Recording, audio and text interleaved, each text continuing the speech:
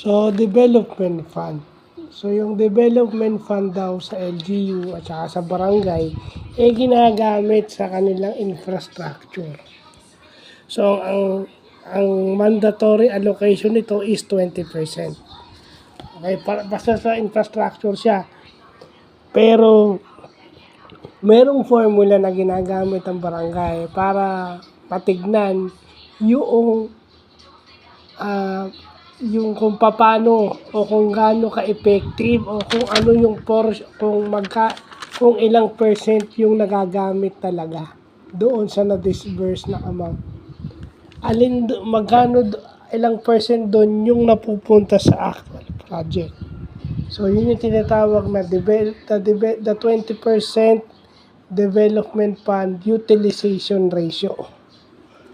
So, ano ba yun yung ginagamit sa project talaga, dun malalaman. So, ang formula nun is annual expenditure of 20% development fund over total appropriation of 20% development fund. So, annual over total. Annual expenditure over total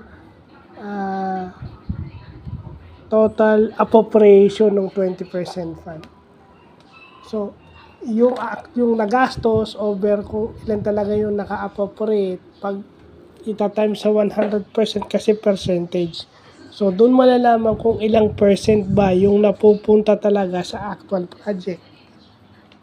So, kung naka-indicate doon na mataas yung utilization rate mo, so dapat ang infrastructure natin maayos.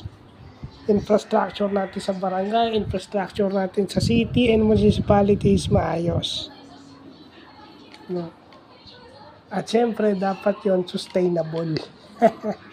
Yan.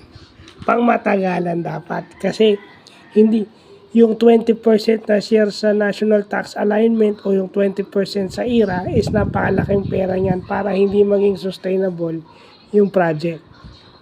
So, yun lang po.